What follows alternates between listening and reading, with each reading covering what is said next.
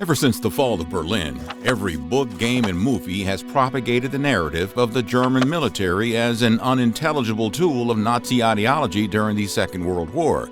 However, that biased perspective has begun to change thanks to individual memoirs, diaries, and interviews, many of which have emerged recently in the 21st century after more than half a century of war.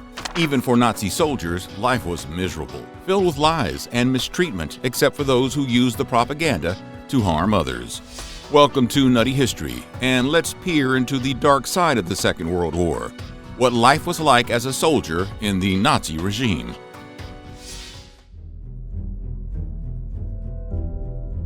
German soldiers who fought for the Nazi cause in the Second World War didn't just wake up one day in 1939 and thought to themselves, "Hey, that Hitler guy has got some pretty great ideas. We should lay our life on the line defending his devilish plans for the rest of the world." No. Hitler came to power in 1933.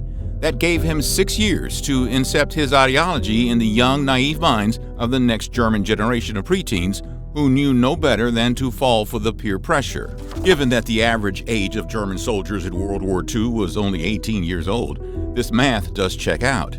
In an American book written in 1938 by German immigrant Erika Mann, she predicted what Hitler was trying to do by controlling the lives of the future generations of Germany. She accused the Nazi Party of pushing efforts to shape young people's ideas and feelings. Every child was supposed to say Heil Hitler from 50 to 150 times a day, immeasurably more often than the old neutral greetings. The formula was required by the law. Whether one met a friend on the way to school, began or ended a class, everything required a Heil Hitler.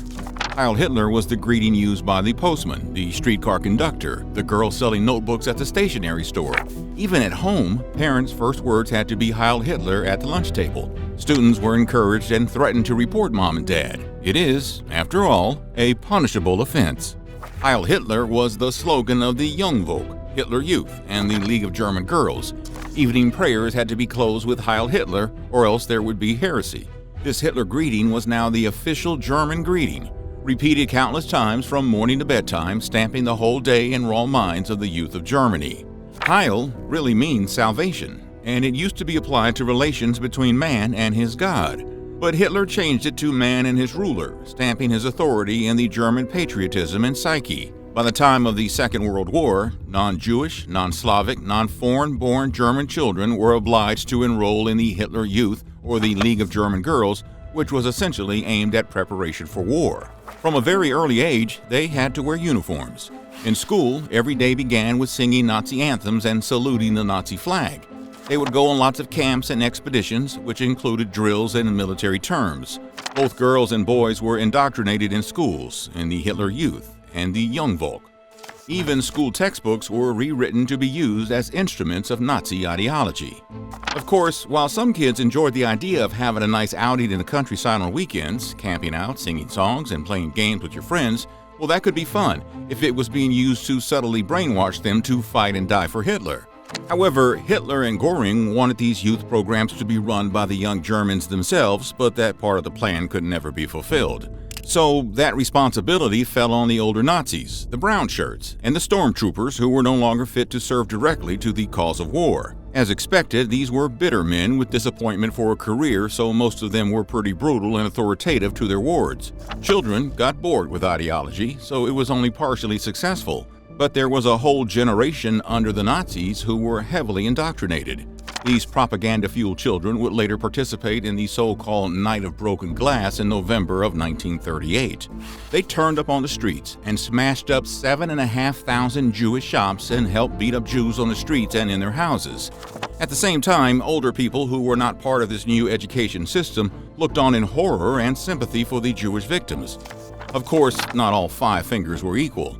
Not all youth were blinded by Hitler's poisonous ideology, nor were all elder saints, but there was a stark contrast about how the majority of the two generations responded to Hitler's hate call against the Jewish community.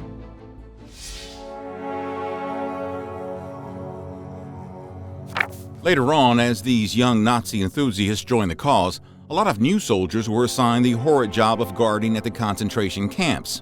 In 2015, Oskar Griening, one of the last living Nazi officers, was tried and punished for his crimes against humanity. His account of life at a concentration camp was heart-wrenching and terrifying. In 1942, at the mere age of 21, Greening was posted at Auschwitz. Within moments of his arrival there, he had to witness and participate in the unloading of the Jewish prisoners who were immediately separated from each other based on gender, age, and health. Anybody who was unfit to work was marked for immediate death. Greening, who was raised in an ultra-nationalistic environment at his home as well, was still horrified by this excess of cruelty. Mind you, such was his conditioning that he wasn't repulsed at the idea of executing Jewish people, but how inhumanely it was implemented. The idea of innocent Jewish people being the enemies of fatherland was so well integrated in the minds of German youth fighting the Second World War that they used it to rationalize terminating Jewish people by comparing it to firing bullets at Allied forces and the Soviet Army. Even when it came to putting children to rest, Greening confessed that because those innocent children had Jewish blood in them, they could not be allowed to grow up into the enemy of the state.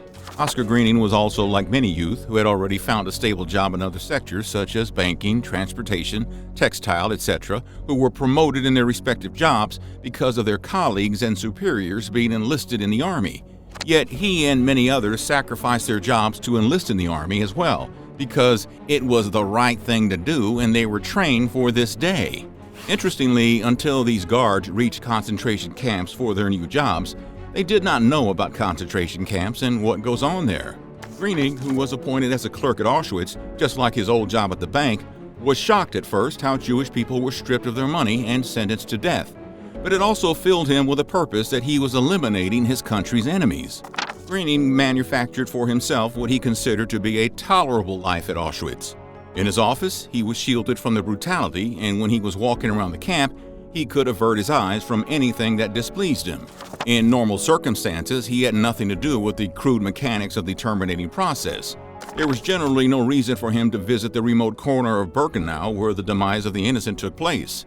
The only reminder that different nationalities were coming to the camp was the variety of currencies that crossed Greening's desk. He would receive French francs one day, followed by Czech korunas on the other. The next day would be of Polish zlotys, but American dollars were a regular sight. Additionally, the array of liquor taken from the new arrivals of Greek ouzo, French brandy, and Italian sambuca was also part of the collection. According to Greening, Auschwitz's main camp was like a small town in itself. There was gossip, vegetable shops, a canteen, a cinema, and a theater with regular dance and other sorts of performances. There was a sports club as well for the Nazi guards.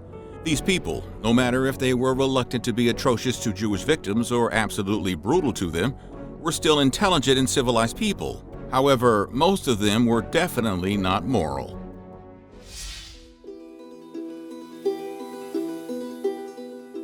The German military Reichswehr had a conservative leadership and wasn't approving of the rise of Adolf Hitler, who they viewed as a radical and a political upstart. Well, they weren't wrong about him, were they? During the 1923 beer hall putsch, the German military fired at Hitler and his followers. Unbeknownst to them, Hitler was gathering his own army that was called SA, Sturmabteilung, or Stormtroopers. In 1934, Hitler managed to gather the support of military leaders by sacrificing the SA and its top leader, Rome. But Reichswehr, too, was replaced by Wehrmacht, the unified army forces of Nazi Germany from 1935 to 1945. 2 months later, the military changed its oath of service. In the new version, soldiers swore unconditional obedience to the Führer personally rather than to the German Constitution. In 1935, in accordance with Nazi racial law, the military prohibited recruits from joining its ranks.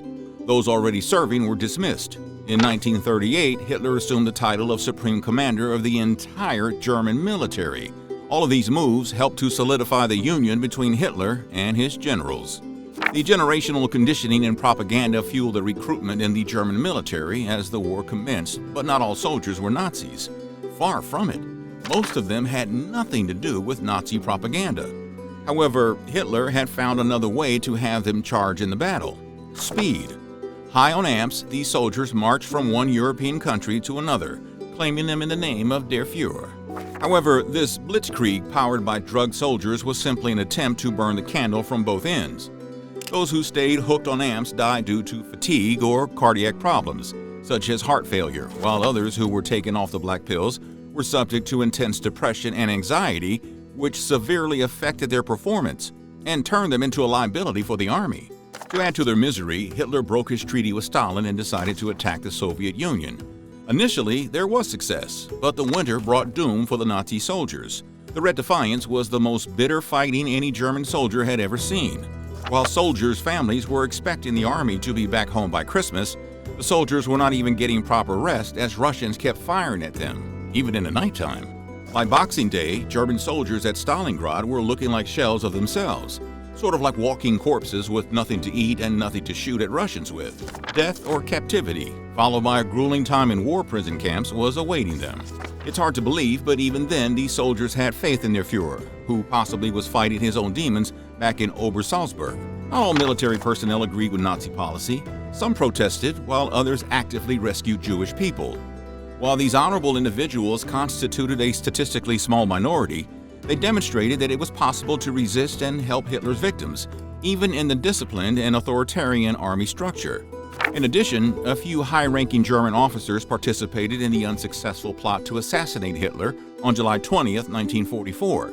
Yet this effort must be seen as an attempt to regain control of the war effort before Germany was destroyed, rather than as an attempt to halt the Holocaust.